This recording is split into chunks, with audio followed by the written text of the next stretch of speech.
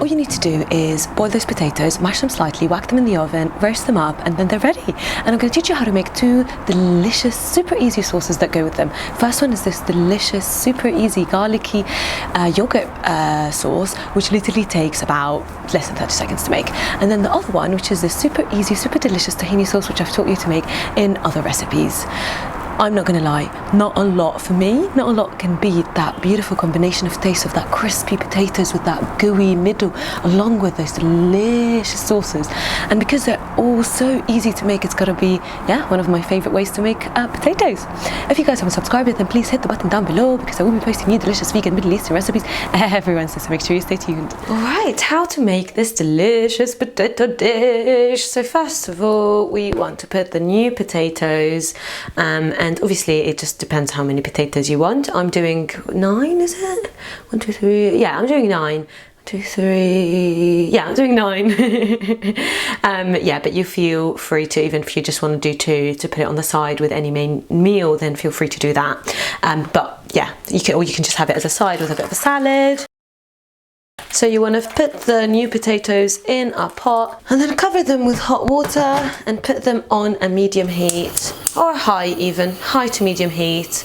And then we just really want to boil them until they get really nice and soft, and then we can mash them, put them in the oven, roast them, and then we can add the sauces on them. And that's it. It's like literally the easiest potato thing to make and is so divine. And so I forgot to say, of course I did, you want to leave the potatoes on the hob for 10 to 15 minutes, I say 15 minutes, for them to boil, or until they're really nice and soft. So just poke a knife in it, and if it goes in very smoothly, then that's perfect and done, because when we want to mush them, you don't want them to be too hard. You need that softness for it to get extra crispy when we put it in the oven. So yeah, put it for 10 to 15 minutes, just keep your eye on it and poke it, and then as soon as it's ready, we can whack it out, mash it, and whack it in the oven. Right, those potatoes look ready to me. I poked a fork in them and they were nice and soft. I only put them there for 15 minutes. All right, so let's get them out.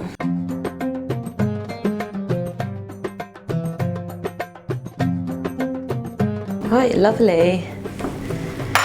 So now with just a fork or a masher, I'm going to use a masher because I have a masher.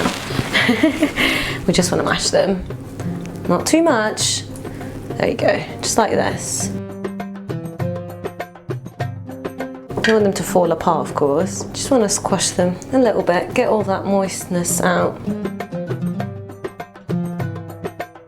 Perfect. And now we just want to sprinkle a little bit of oil in them and some salt, of course. Just a little bit to make it a little bit crispy. And then some salt. I always like the salt. I even add salt to the water before I boil them, just because I like them to. There's something about adding salt after the potatoes cook that just doesn't add up, and it's just so much nicer adding it when it's still cooking, so then it gets so integrated with the potato. A little bit of pepper, because why not? It's pretty much finished, so it won't be a lot I'll be sprinkling. Although we do have a little owl one for emergencies. All right, that'll do. Now we want to put them in the oven for 15 minutes or until they are nicely golden brown. It shouldn't take too long. On gas mark number 5 or 200 degrees. Right, let's whack them in. Okay, now let's prepare the lovely sauces. So first let's start with the parsley. We want to chop a good chunk of parsley. So a big bunch, depends how much you love parsley. It's really hard to measure parsley, isn't it? I'm not going to be like, 20 sticks of parsley. Like, who measures stuff like that? And just get rid of the big, massive stems, just because they're so big. And I think sometimes having stems in cooking is okay, but in raw stuff, not as much. Not as much. So we're doing parsley for both the dips, the tahini one and the yogurt one.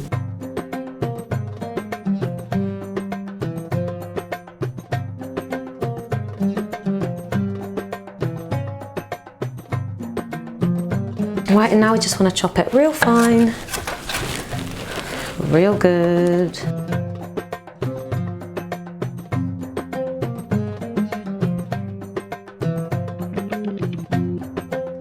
Alright, that'll do. Obviously chop it as fine as you want it to be. This is perfect to me. Right, now let's get on with the garlic. So we want 2 cloves of garlic, 1 for each dip. And it depends on how much you're using yogurt. Like the yogurt dip is really easy to make. But don't put too much garlic. I've learned that the hard way when I used to make, I still do, well, I don't make the same mistake, but when I make garlic mayo, and you don't want 2 big ones, honestly, because I'm that person that loves garlic and would be like, add all the garlic. But when I was making garlic mayo, and then I was like, yeah, that big garlic clove will do, and it was just too much. Like, garlic is intense, especially when it's raw. So 2 cloves of garlic, 1 for each. 2 small cloves of garlic, 1 for each is all you need, really. And that's coming from someone who loves garlic and happily, you know, would happily put so much in every dish. Right, so we just wanna peel them and chop them and add a little bit of salt to make it tasty. Alright, lovely. So now let's do the garlic yogurt dip, because it's so easy to prep. So we wanna add garlic, add a little bit and mix it about, see if that's good enough, because you can, as people always say, you can always add, but you can't take away in cooking, at least, you know, when you mix it all. And it's the same in sewing. I'm someone who loves sewing, and they always say measure twice, cut once, because yeah, once you cut it, that's it. And it's the same with cooking, so always add and taste and see if it needs more. Don't just blob a load in there, because I was that person that's just like whack, whack, whack, cook, cook, cook. And then, you know, my food ended up not being so nice. So you want to add the garlic and the parsley. To vegan yogurt, I'm using vegan Greek yogurt. Obviously, you don't have to use, you can just use any normal yogurt that you know is nice and you like it. And you want to add a bit of parsley and a bit of garlic. Of course, if you don't like parsley, don't add parsley, just add the garlic. Garlic yogurt is something that is, oh, just so delicious. Right, let's try that. It's nice, but it could definitely do with a bit more, with more garlic. Oh yeah, that's perfect. And then just a little sprinkle to make it look nice at the top. And, whoops, we're done with the garlic yogurt. Right, and now onto our tahini sauce, which I've taught you guys how to make a million times, and it is so easy and so delicious. So we want to cut 2 lemons. If you are not the biggest fan of lemons, then cut just 1. So 1 to 2 lemons. As I said, squeeze 1 lemon, add it in. If you don't think it's lemony enough, add some more. Just taste and adjust, as with everything in cooking and baking. I would always recommend that you squeeze both of the lemons and then just adjust accordingly. And then if you have excess lemon, just put it in a tiny little jar and put it in the fridge. Because as I always say, if you've just got half a lemon, it's much better to squeeze it and have that juice tucked away safely in a jar, rather than put that half a lemon for it to get dry in the fridge and you get that crusty rim at the top. No one wants that. At least I definitely don't.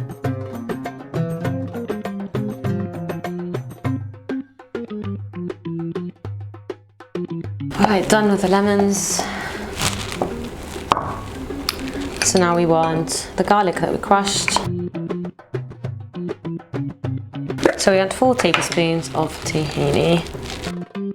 Tahini is so moorish. It's one of those things that you'll have a bite of it and you just can't help but have finish the rest of whatever you've made. 3 and 4. Of course you can buy tahini from ethnic shops, but I think even Sainsbury's and Tesco sell them nowadays. Well, I don't know if nowadays, I don't know if they've always sold them. I just always bought them from ethnic shops because I get the brands I want. I mean, don't get me wrong, I'm not saying, it's not hard to make tahini, or it's literally a nut butter. All you need to do is crush the sesames, blend them really well. So now we want to add the lemon juice. Don't add too much too quickly, because it will go everywhere.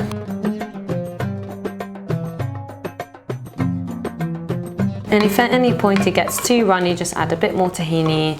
If it's not runny enough, add more lemon juice or just water, because you don't want it to be too lemony. So now we want to try it, see if it's lemony enough, because if it's lemony enough and we still haven't got to the texture we want, we just want to add the rest as water so it doesn't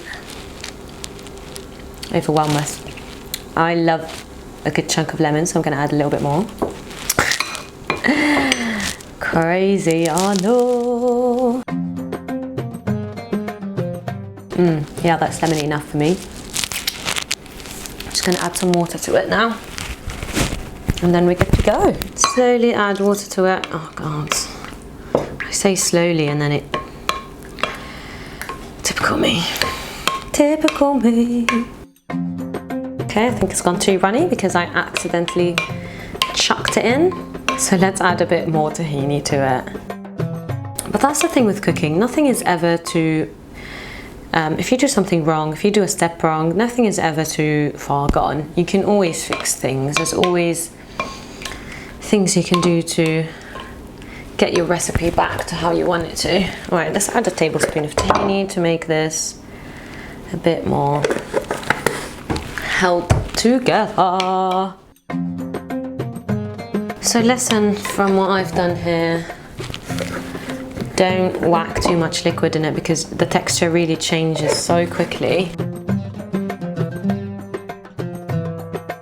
So I thought I'd give you guys a closer look. Yeah, that is the texture I want it to be. Let's taste it so we make sure it didn't get bitter, because everyone knows that tahini can be so bitter if you don't add the right ingredients to it. Yeah, that's bitter now. Let's add a little bit more lemon juice. Alright, so now let's add the lovely parsley.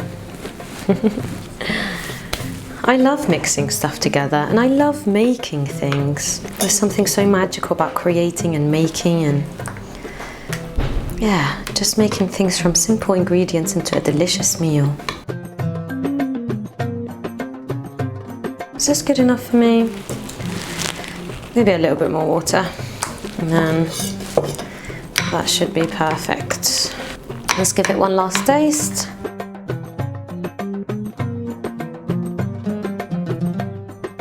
Yeah, that's perfect.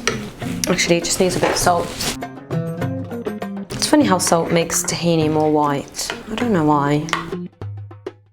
Absolute perfection. Yes! So one thing I do want to add and forgot to prep is spring onions. Spring onions, I think, go so beautifully with potatoes, so we just want to chop some spring onion to sprinkle on top, because that does go so beautifully with the potatoes and the sauce. Now we just want our potatoes to be ready so we can put the sauce and the spring onion on, and it's ready. And we're all done. Now all you need to do is add the sauces on top and sprinkle it with some more lovely parsley and spring onion. And as we say in Arabic, صحتين وعافية. Don't forget to tag me or send me a picture if you do attempt to make this or any of my other recipes. And don't forget to subscribe if you haven't, because I will be posting new delicious vegan Middle Eastern recipes every other Wednesday, so make sure you stay tuned.